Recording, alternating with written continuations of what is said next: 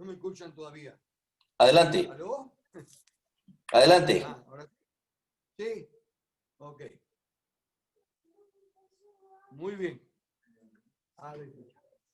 Bueno, pues estamos los que estamos. Y lo lindo del caso, espero que todos estén siguiendo su lectura dominical. No, dominical no, su lectura diaria. Siguiendo lo que tenemos en línea, comenzamos este mes llamado Nuevo Testamento. Y me encontré con unas cosas ahí que han estado como siempre, pero hasta ahora me llamaron la atención. Y quiero titular el mensaje de hoy: la nueva normalidad es la misma vieja anormalidad. No hay tales de nueva normalidad. Y noten los textos que voy a usar para comenzar como introducción. Eclesiastés capítulo 1, versículo 9 y capítulo 3, versículos 14 y 15. Y dice, ¿qué es lo que fue? Lo mismo que será. ¿Qué es lo que ha sido hecho? Lo mismo que se hará. Y nada hay nuevo debajo del sol. He entendido que todo lo que Dios hace será perpetuo. Sobre aquello no se añadirá, ni de ello se disminuirá. Y lo hace Dios para que delante de él teman los hombres. Aquello que fue ya es, y lo que ha de ser fue ya, y Dios restaura lo que pasó. ¿Por qué comienzo con estos textos? Porque tristemente en Facebook he visto ahí cuando dicen cristianos. Si lo dijera al mundo, pues del mundo no se puede esperar ninguna otra cosa. Pero lo dicen cristianos. Sí, ciertamente vamos a tener que acomodarnos a la nueva modalidad. El COVID-19 vino a cambiarlo todo. Y esto y lo otro. ¡Qué tristeza! ¿Dónde está su conocimiento de la palabra y su creencia en que lo que Dios dice es? Y que a él no lo toma nada por sorpresa. Él no está, el nuevo evangelio de Cristo en la nueva modalidad del mundo. No hay nada como eso. Lo que existe desde la caída de Adán es una anormalidad. Todo lo que estamos experimentando es una anormalidad, no es el diseño de Dios. Estamos cambiando, estamos caminando con él en la restauración. Pero para nosotros en Cristo hay una nueva modalidad, pero comenzó cuando nacimos de nuevo. Comenzó antes de todas estas mentiras y engaños del humanismo. Y lo triste del caso es que los cristianos siguen haciéndole eco al mundo. Todo cristiano que esté diciendo que hay una nueva modalidad está engañado. Está engañado. Usted dice ser cristiano, es sincero, piensa creer en Dios, pero si está diciendo hay una nueva modalidad, usted está repitiendo las palabras del mundo, no las de la Biblia. No hay nada nuevo debajo del sol. Por lo tanto, note lo que dice la misma Biblia, Romanos 8, 21, 22, dice que la creación, la misma creación dice, será libertada de la esclavitud de la corrupción. Esa es la modalidad que ha existido en el mundo desde la caída de Adán. La esclavitud de corrupción a la libertad gloriosa de los hijos de Dios. ¿Cuándo los hijos de Dios tenemos libertad gloriosa?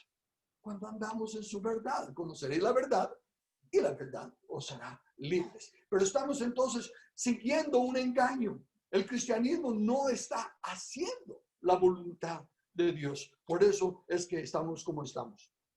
Por lo tanto,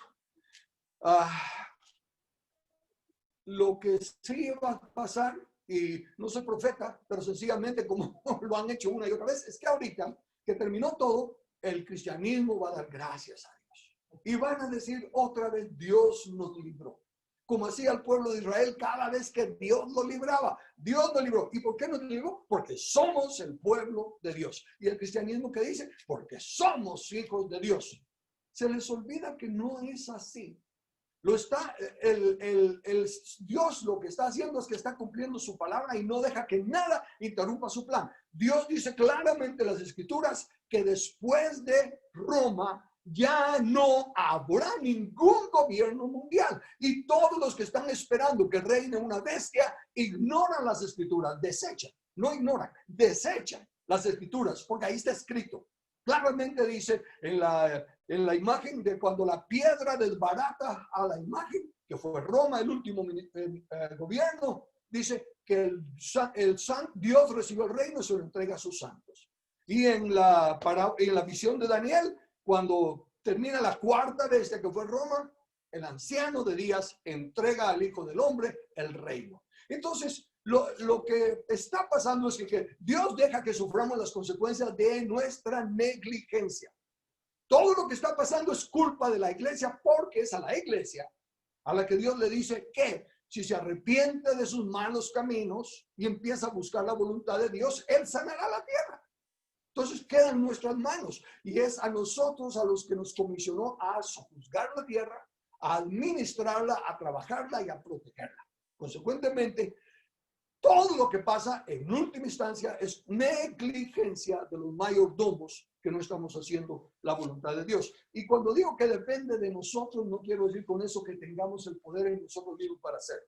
No es una prepotencia, no es un engaño del humanismo de pensar en Dios o algo por el estilo. El punto es Dios no lo delegó a nosotros. Y recuerdo cuando yo estaba pero cuando ya tenía bastante tiempo en la iglesia, pero comenzando a trabajar en equipo. Entonces me aconsejaron que yo tenía que delegar, ¿verdad? Yo empecé a delegar en el grupo que tenía como mi consejo, ¿verdad?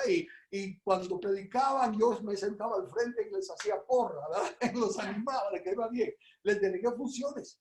Pero llegó a visitarme uno de los ancianos que nos estaban cubriendo y dice, ¿cómo te está yendo?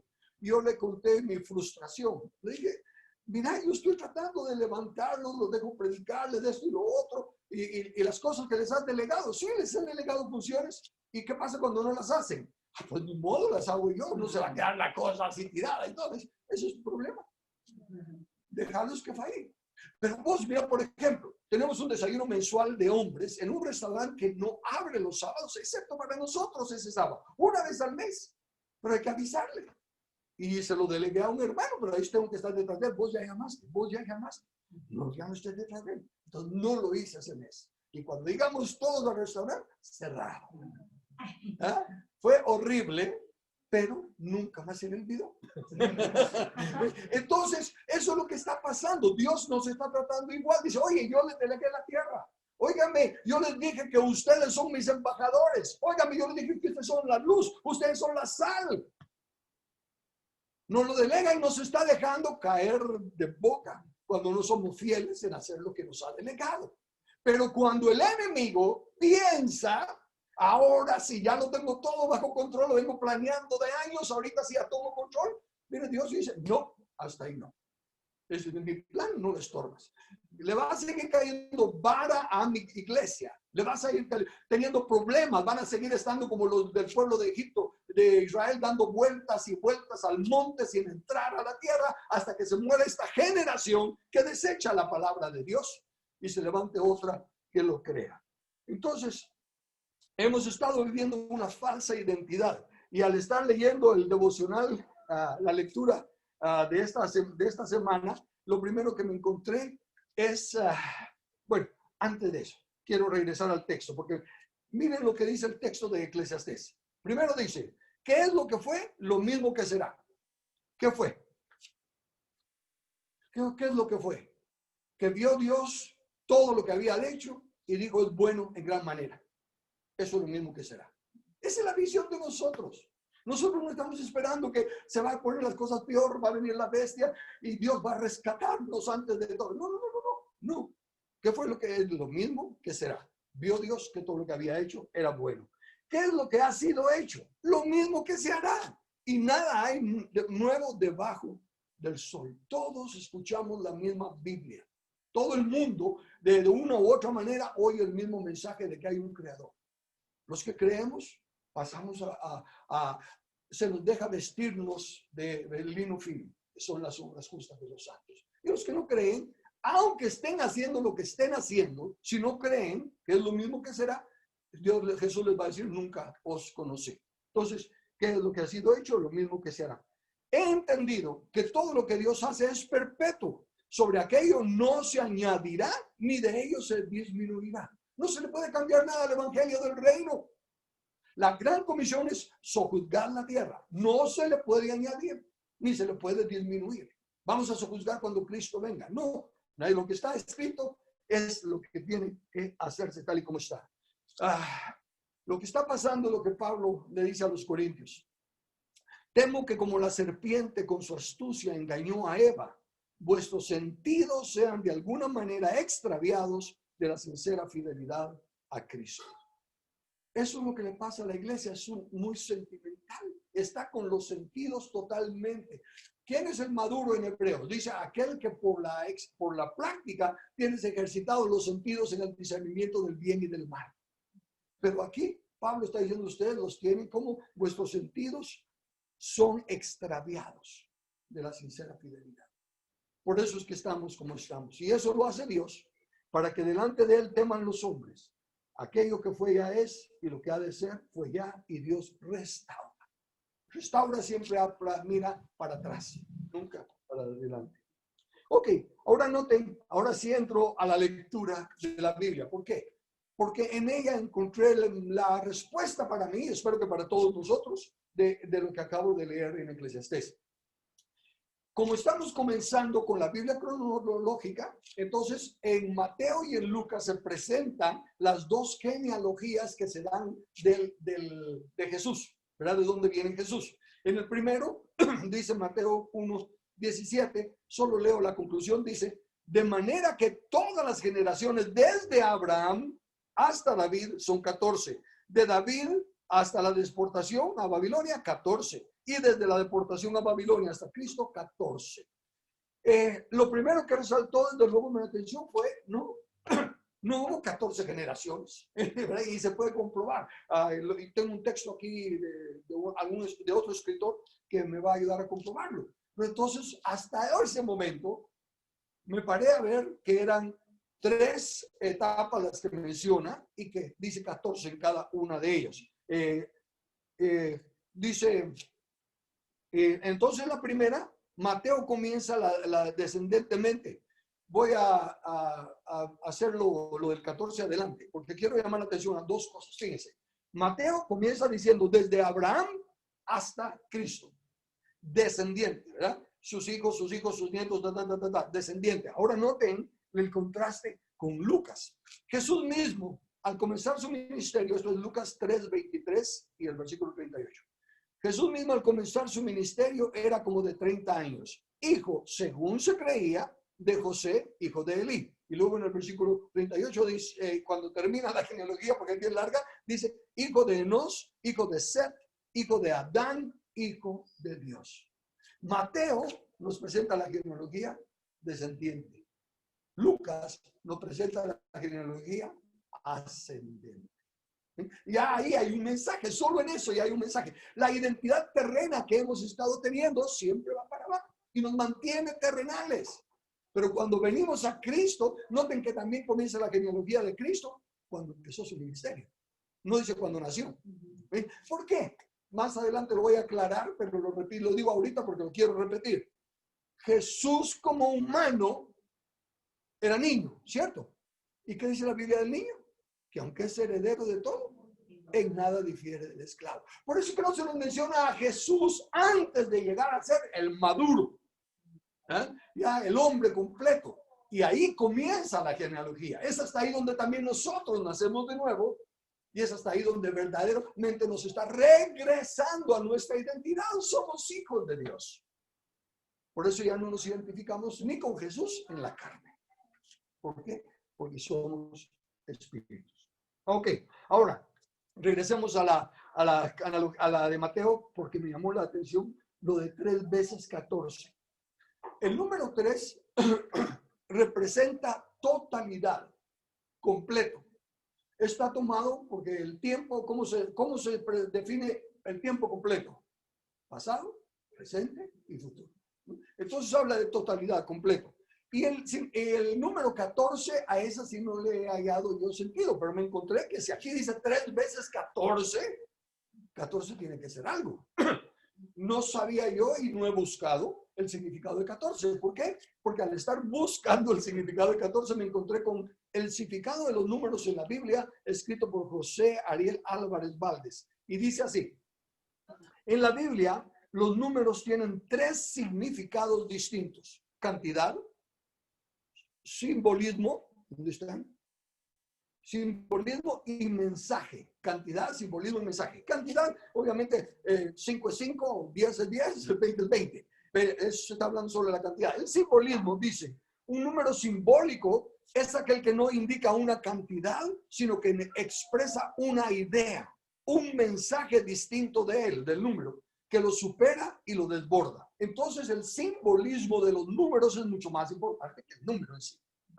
Dice, y el tercer sentido es el mensaje. Y aquí uso una palabra que yo no conocía. Dice, sentido gemátrico. En las lenguas hebreas y griegas, las letras tienen un valor numérico. Así el 1 sería A, y el 2 sería B, etc. El número obtenido con la combinación de letras se llama gemátrico. En cada cifra podía haber escondida una palabra. Por ejemplo, Mateo 1:17 divide a los antepasados de Jesús en 3 series de 14 generaciones cada una. Pero esto es imposible. Mateo solo pone 3 nombres para cubrir a los 430 años de esclavitud en Egipto. Lo que ocurrió fue que cogieron el nombre de David. La D vale 4 puntos, la B vale 6 y la D otra vez 4, porque no usan las vocales, ¿verdad? Entonces la DVD da un total de 14. Y como se esperaba que el Mesías fuera descendiente de David, el evangelista quiso decir que Jesús era el triple David, el Mesías total, verdadero descendiente de David. Entonces ahí ya está el significado del 14. Pero antes de eso yo usé lo que sé, usé lo que conozco y empecé a agarrar, como son 3 divisiones, dividí el número 14 en 3 yo también. Y las 3 combinaciones van a ser 2 más 12, 4 más 10 y 6 más 8, que den 14. Va, la primera, 2 más 12. El 2, ¿qué significa? Acuerdo. Y el 12, ¿qué significa? Gobierno. Entonces, miro en lo primero que de la primera generación nos habla de acuerdo de o acuerdo con el gobierno o autoridad. La segunda es 4, que es el número, ¿qué significa el número 4? La tierra. La tierra. Norte, sur, este, oeste. La tierra. Y el número 10, prueba y justicia. Entonces, la segunda generación, la tierra, prueba la justicia. Y que luego del 6 más 8. El 6, el número del hombre. Y el 8, nuevos comienzos. La humanidad tiene un nuevo comienzo. Ahí, eso es lo que encontré. No, ahora anótelo. 2 más 10. De acuerdo con el gobierno o de autoridad. Desde Abraham hasta David. ¿Por qué comienza con Abraham y termina con David? Abraham creyó a Dios y le fue contado por justicia. Y David fue un varón conforme al corazón de Dios. Entonces ahí nos está diciendo que después de la caída del hombre, por su desobediencia, falta de autogobierno, hubo entonces la caída de la autoridad. Ya no había autoridad, se perdió la autoridad delegada. Por lo tanto, la restauración apunta a volver a estar de acuerdo con el gobierno de Dios. Eso es a lo que tenemos que regresar. Cuando Dios gobernaba era el jardín del Edén. Cuando Dios gobernaba no había nada malo.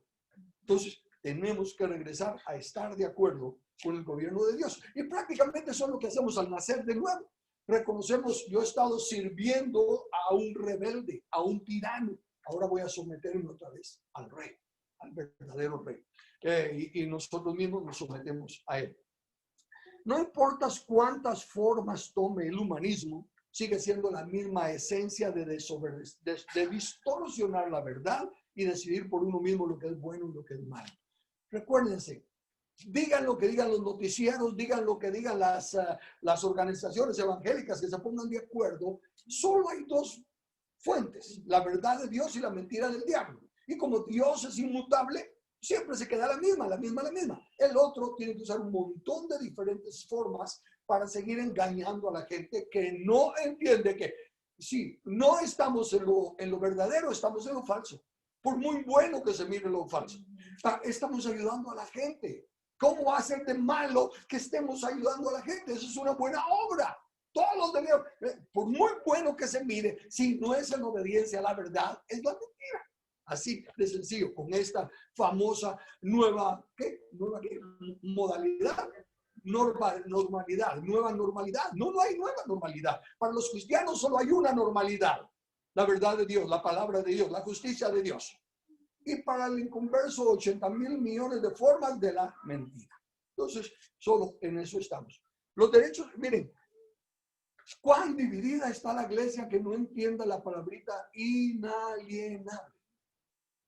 Los derechos inalienables significa que no se pueden legalizar, no se pueden legislar. ¿Por qué? Porque no se pueden cambiar ni para mal ni para bien. No se les puede hacer absolutamente nada, excepto reconocerlos y respetarlos. Entonces, para los que no los respetan, entra el gobierno civil para castigarlos. Eso es todo. Pero cuando el gobierno civil está violando nuestros derechos inalienables y algunas organizaciones evangélicas se ponen a decir respetamos la ley, no están respetando a Dios. Sí están respetando la ley que está violando los derechos inalienables, que Dios dice que no se pueden violar. ¿Cuándo va a entender la iglesia? El mundo nunca lo va a entender. Pero ¿cuándo va a entender la iglesia que cuando se apoya a quien está violando los derechos inalienables, se está haciendo cómplice de ese en contra de Dios? Se está luchando contra Dios. Por muy somos prudentes, no, son unos que rechazan el conocimiento establecido en la palabra de Dios. Entonces, no hay más buenas nuevas que el reino, el evangelio del reino, que sea restaurado y venga tu reino, sea hecha tu voluntad aquí en la tierra. El segundo 14, 4 más 10. La tierra prueba la justicia de Dios, desde David hasta la deportación a Babilonia. Mientras el cristianismo no quiere reconocer la clara y explícita voluntad de Dios de sojuzgar la tierra, el hecho de que Él, bueno, Él la formó, la redimió y la heredó. ¿Qué más se puede pedir, verdad? Entonces, ¿cómo se les ocurre pensar que Dios tenga otro plan? Que Dios haya cambiado de opinión y que ahora esté pensando que no, pensándolo bien, mejor ya no se quedan en la tierra, mejor me los llevo al cielo. Eso es lo que se está haciendo. Entonces, mientras el cristianismo no cambie su forma de pensar y obedezca a la palabra de Dios, van a seguir habiendo problemas. Van a ser pandemias, van a ser catástrofes naturales, va a ser la vacuna, va a ser 80,000 cosas en las que se va a seguir sufriendo y va a seguir muriendo mucha gente inocente. Y va a ser culpa de la iglesia, no de esos impíos. Esos impíos son unas bestias. Y entiendan que la Biblia le llama bestia a toda persona que no tiene razonamiento. No es un insulto así como burro ni nada de eso, sino que es literalmente, Dios dice, el que no razona. Job dice que era como bestia cuando no entendía nada. ¿Ah? El salmista nos exhorta, no seas como la mula que no entiende, sino la jalan. ¿Verdad? Entonces, esos son bestias, no tienen. Cuando yo leo, mejor dicho, no oigo, bueno, también oigo porque en Facebook hablan y escriben diciendo, señor presidente, póngase la mano en la conciencia. Esa es una pérdida de tiempo. ¿Cómo le van a pedir conciencia al que no la tiene? La tiene cicatrizada. ¿Y cómo se le va a pedir a una bestia que entienda? Mira, burro, entender. No se puede. Entonces, mientras la iglesia no entienda eso y se arrepienta, va a haber seguir de mal en mal. Nunca, ahora eso sí, que quede claro, nunca va a haber un gobierno mundial que no sea el de Cristo. Nunca va a haber una bestia que venga a reinar. Nunca va a haber un orden mundial que no sea el de Cristo. Recuerden que el autor de la idea de gobierno mundial es Dios, pero Él está entregando el reino a sus santos, no a los impíos. Entonces, ¿cuándo van a entender? Fíjense, ahorita, ¿qué pasó? No que ya era el fin, pues, no que estas eran las señales de los últimos días. ¿Qué pasó? ¿Cuándo van a entender que no es así? Bien, entonces la tierra prueba la justicia de Dios, desde David hasta la deportación. Porque David fue el último que se menciona en la genealogía, porque los hijos de David ya de ahí en adelante, Dios dice, ya llegué, ya les mostré cómo se puede llegar a tener un reino glorioso, porque el reino de David, ¿verdad? Y Salomón heredó solo el reino glorioso. Ya no había guerra, ya lo tenía todo bajo control. Y entonces de ahí en adelante guarda silencio, ya Dios ya no interviene más. Lo que sigue aconteciendo es la decadencia del pueblo hasta que terminan en la deportación, hasta que se pierden 10 de las tribus. Y en todo ese tiempo, ya Dios dijo, ya les mostré, ahora los dejo que experimenten lo que ustedes pueden hacer por sí solos. Y entonces empieza la decadencia. Entonces, llegamos al último. Quiero aclarar algo. Como digo, como Dios va a seguir salvándonos cada vez, cuando ya parezca que ahora sí ya no nos escapamos, ya la bestia va a ganar, la bestia va a reinar, Dios viene e interviene. Y la iglesia sigue diciendo, Dios nos salvó, pero sigue pensando que nos salvó porque somos la iglesia. No se da cuenta que es que simplemente Dios dice, no, nadie más gobierna. Cuando están tratando ya de meterse a mi terreno, ¡pam!, les cae la vara. Pero la iglesia no entiende que está como Israel en el contexto cuando dice aquí en Deuteronomio 9, versículos 5 y 6. No por tu justicia, ni por tu rectitud, ni por la rectitud de tu corazón, entras a poseer la tierra de ellos. Aquí Dios le está hablando a Israel. Le está diciendo, yo te voy a dar la tierra, porque yo soy fiel aunque ustedes sean infieles. Pero no crean que se las estoy dando porque son mi pueblo.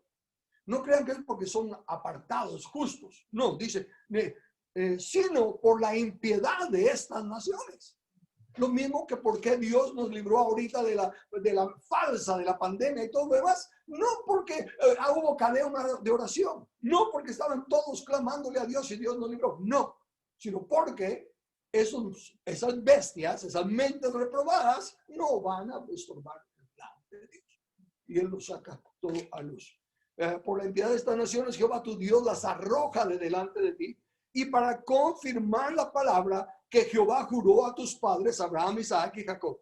Por tanto, sabe que no es por tu justicia que Jehová tu Dios te da estas buenas tierras para tomarla, porque pueblo duro de cerviz eres tú. Esa es la iglesia. Nos lo está diciendo a nosotros como iglesia. No es por nuestros méritos, no es por todo lo que se está haciendo, no. Es simplemente porque Él sigue fiel a su palabra. Y el tercer 14, 6 más 8. La humanidad tiene un nuevo comienzo, desde la deportación a Babilonia hasta Cristo. ¿Cuándo comienza el nuevo comienzo? En Cristo, no desde la deportación. ¿Por qué? Porque cuando ya el pueblo se fue en cautividad, había ya solo dos opciones. Y la gran mayoría tomó la de quedarse lamentando. Cuando teníamos allá, ¿cómo es aquel salmo que dice que los captivos nos dicen que cantemos cánticos, pero colgamos nuestras arpas? ¿Y cómo vamos a cantar cánticos de Sion estando lejos y todo? Bueno, la gran mayoría se fue y empezó a lamentarse, a sufrir y a morirse en sus tradiciones y circunstancias. Pero hubo otros que dijeron, bueno, estamos en otra tierra. Como aquí en Jeremías, creo que es donde dice, a la tierra que fueres, busca su paz. Y les dijo, edifíquense casas, cásense. Y hasta dice, den sus hijas en matrimonio y tomen a sus hijas. Pero esto le está diciendo la nueva modalidad. Sigan creyendo que Dios está con ustedes, no importa dónde los llevaron. Sigan creyendo que Dios los va a prosperar siempre y cuando obedezcan su palabra, sin importar en dónde. No estamos en nuestra tierra. ¿Se fueron a Marte? No, están en la tierra. Entonces de Jehová es la tierra y su plenitud. ¿Cuál es el problema? Y lo mismo pasa con nosotros. Cada vez que vienen todas estas calamidades, pues la gente empieza a lamentarse, ¿verdad? Ay, sí. Y por ahí es donde entra la facilidad del diablo de engañar. Ya ven la nueva modalidad. Ya no podemos hacer lo que hacíamos antes. Se recuerdan cuando esto y lo otro, y se recuerdan cuando esto y lo otro, ¿eh? Y se quedan en sus tradiciones religiosas. Nunca pasan de la lechita espiritual y empezar a buscar conocer más de la palabra de Dios. Pero nosotros seguimos en nuestra nueva modalidad. No es la única. Es nueva para nosotros y comenzó con Cristo. Ahí comenzó nuestra nueva modalidad. Desde que estamos en Cristo estamos obedeciendo a Dios, estamos siguiendo la ley de Dios, estamos creyendo el evangelio del reino, no necesitamos ninguna otra modalidad. Estamos en normalidad. Eso es lo normal para nosotros. caminar a la luz de la palabra de Dios.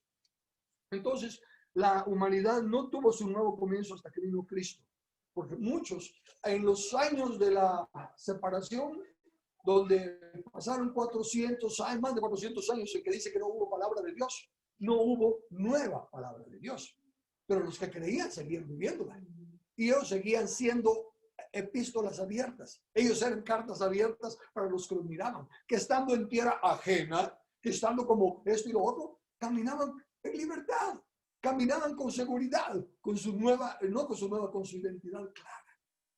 Entonces, y cuando vino Cristo, se ratificó. Así nosotros, no importa a dónde vayamos, no importa en dónde estemos, estamos en la tierra de nuestro Dios. Estamos siendo sus embajadores. Estamos siendo la luz de ese lugar donde estemos y la sal de ese lugar donde estemos. Y no tenemos que estar esperando más nada, excepto estar trabajando en lo que debemos trabajar. Mucho pasó en ese tiempo, como digo, se perdieron 10 de las tribus. Pero la parte en la que nosotros estamos experimentando, se experimenta cada vez que hay juicio de Dios. Porque ahorita, con esto de pandemia, con esto que pasó, va a haber gente lamentándose, va a haber gente sufriendo y se va a quedar presa, esclava de su pasado y de sus experiencias. Pero también vamos a ver los que seguimos creyendo que Dios está en control. Y vamos a seguir haciendo lo que teníamos que hacer. Porque es preciso que entre vosotros haya disensiones, le dijo Pablo a los Corintios, capítulo 11, versículo 19, para que se hagan manifiestos entre vosotros los que son aprobados. Entonces, cada vez que hay estas pandemias, cada vez que hay estos terremotos, cada vez que hay estas crisis, muchos se alejan. Se manifiestan los que no son aprobados. ¿Cómo está pasando ahorita? Los que estaban con la excusa de que al fin está la iglesia verdadera, ya regresamos a las casas, ya no tenemos que ir a templos. Esos ya tienen excusa para ya no regresar.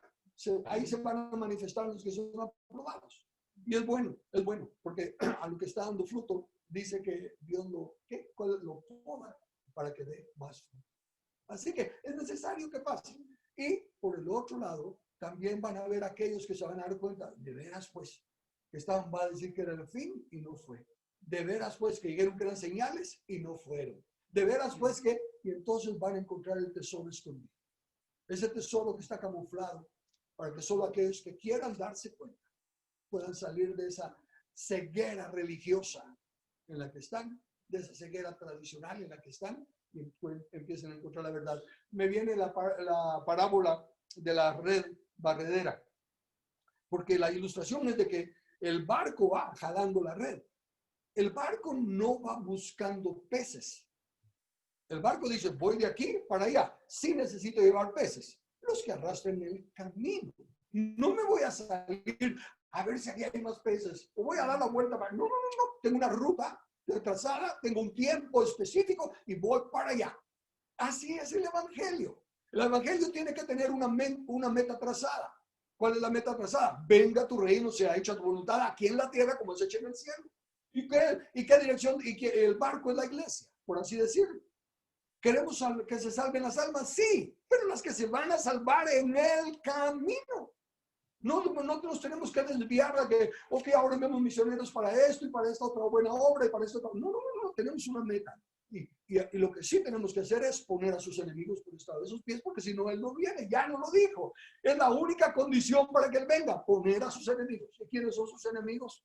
Los pensamientos y las altiveces que se levantan contra el trono de Dios. Las leyes injustas, las leyes que van contra Dios. Nuestra descendencia desde Abraham a David nos muestra la fidelidad de Dios a pesar de nuestra infidelidad. Es como que todo ese lapso de la historia está entre un paréntesis abierto con Abraham y cerrado con David. En todo ese lapso, ¿qué se ve? Se ve incumplimiento, rebeldía, rechazo, ignorancia, todo. Pero Abraham finalmente creyó a Dios y le fue contado por justicia. Y David finalmente fue un hombre conforme al corazón de Dios. Entonces ahí se ve en ese lapso. El periodo desde David a la deportación nos recuerda una vez más que al olvidarnos de que somos lo que somos y podemos lo que podemos por la gracia de Dios, volvemos a nuestra realidad de que separados de Él nada podemos hacer. La iglesia siempre se levanta.